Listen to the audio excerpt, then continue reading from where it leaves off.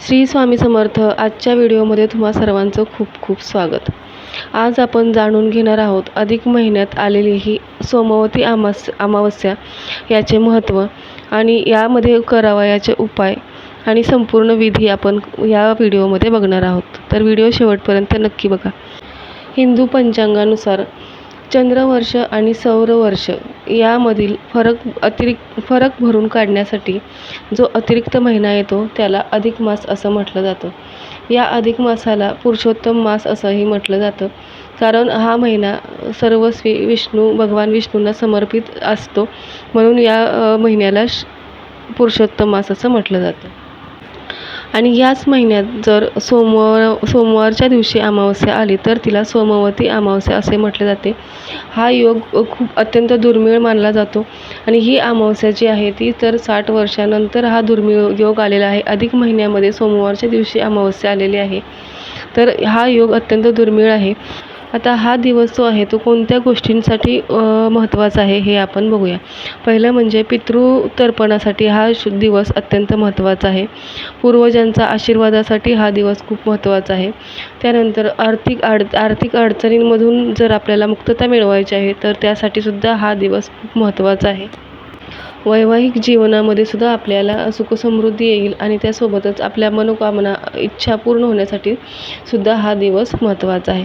आता आपल्याला यासाठी काय करायचं आहे? पहिला उपाय म्हणजे सकाळी लवकर उठायचं आहे आणि तांब्यामधून आपल्याला सूर्यदेवाला अर्घ्य द्यायचं आहे. त्यानंतर भगवान शिव आणि माता पार्वतीची पूजा करायची आहे. त्यानंतर ओम नमो भगवते वासुदेवाय नमः या मंत्राचा 108 वेळा जप करायचा आहे. ओम नमः शिवाय या मंत्राचा सुद्धा 108 वेळा जप करायचा आहे. पिंपळाच्या झाडाला तुम्ही जल अर्पण करून 108 प्रदक्षिणासुद्धा घालू शकता. शक्य असेल तर 108 प्रदक्षिणा घालू शकता. नसेल शक्य तर तुम्ही 11 प्रदक्षिणा किंवा 21 प्रदक्षिणासुद्धा घालू शकता. त्यानंतर गरजू लोकांना अन्नदान करावे हा सुद्धा एक छोटासा उपाय आपण या दिवशी करू शकतो. आता या दिवशी आपल्याला टाळायचं काय आहे, म्हणजे कोणत्या गोष्टी करू नये, तर वादविवाद करू नये, खोटं बोलू नये, त्यासोबतच कोणाचाही अपमान करू नये, तामसिक भोजन या दिवशी टाळावे. आता या दिवशी अजून एक छोटासा उपाय आपण काय करू शकतो, तर आपल्या घरामध्ये जे काही नकारात्मकता आहे ती नकारात्मकता घालवण्यासाठी आपल्याला एक नारळ, काळे तीळ आणि गूळ असं हे मिळून आपल्याला वाहत्या पाण्यामध्ये विसर्जित करायचे आहे. यामुळे आपल्या घरातली नकारात्मकता दूर होते. आणि त्यानंतर संध्याकाळी देवाऱ्यामध्ये आपल्या तुपाचा दिवा लावून भगवान विष्णूंचे नामस्मरण केल्याने आपल्या घरामध्ये सुखसमृद्धी आणि शांती येते. आता ही अमावस्या जी आहे ती 14 तारखेला चालू होत आहे. 14 जूनला चालू होते. दुपारी 12:30ला चालू होते, 12:20ला चालू होते आणि सोमवारी सकाळी 8:24 समाप्ती होत आहे. सोमवारी सूर्योदयाच्या वेळी ही अमावस्याची तिथी असल्यामुळे ही सोमवती अमावस्या मानली जाते. कोणतीही अमावस्या ही पितृंना समर्पित मानली जाते. अधिक महिन्यातील या अमावस्येच्या दिवशी पितृशांती आणि पितृदोष निवारण आणि पूर्वजांच्या आशीर्वादासाठी आपल्याला या दिवशी तर्पण द्यायचे आहे. तर्पणासाठी आपल्याला एक स्वच्छ तांब्या, स्वच्छ पाणी आणि सोबतच त्याच्यामध्ये काळे तीळ टाकायचे आहेत आणि पांढरी फुलेसुद्धा टाकायची आहेत. आता तर्पण देण्यासाठी आपल्याला सकाळी लवकर उठायचे आहे. स्नान करून झाल्यानंतर दक्षिण दिशेला तोंड करून बसायचं आहे. तांब्यामध्ये काळे तीळ आणि फुले टाकून आपल्याला हे तर्पण पितृंचे स्मरण करून हे तर्पण द्यायचे आहे.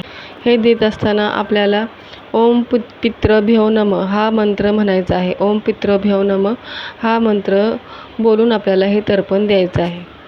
3 वेळा हा मंत्र म्हणून 3 वेळा आपल्याला तर्पण द्यायचं आहे आणि शेवटी पितरांच्या शांतीसाठी आपल्याला प्रार्थना करायची आहे.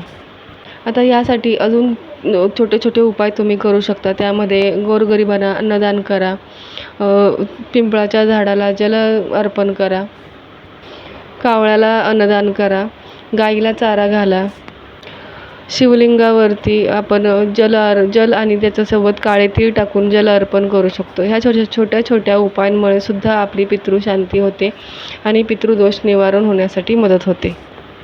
आता अधिक महिन्यातील ही अमावस्या जी आहे ती 60 वर्षानंतर आलेला हा दुर्मिळ योग आहे आणि 5 मिनिटाचं जे आपलं तर्पणाचं हे काम आहे हे जर आपण केलं तर आपल्या पितरांचा आशीर्वाद आपल्याला मिळतो आणि त्यांनासुद्धा शांती मिळते. आता ह्या व्हिडिओचं सार म्हणजे अधिक महिन्यातील हा जो सोमवती अमावस्येचा जो दिवस आहे तो दान, जप, तप आणि पूर्वजांच्या आशीर्वादासाठी खूप महत्त्वाचा मानला जातो. श्रद्धेने केलेले कोणतेही दान, पूजा आणि नामस्मरणाचा जप ह्या सगळ्यांमुळे आपल्याला अधिक जास्त 10 पटीने आपल्याला याचं पुण्य प्राप्त होतं. म्हणूनच आजच्या दिवशी हे छोटे छोटे जे उपाय सांगितलेले आहेत ते नक्की करा. व्हिडिओ कुठेही आवडला असेल तर व्हिडिओला लाईक करा, चॅनलला सबस्क्राईब करा. पुन्हा भेटूया पुढच्या व्हिडिओमध्ये. तोपर्यंत धन्यवाद. श्री स्वामी समर्थ.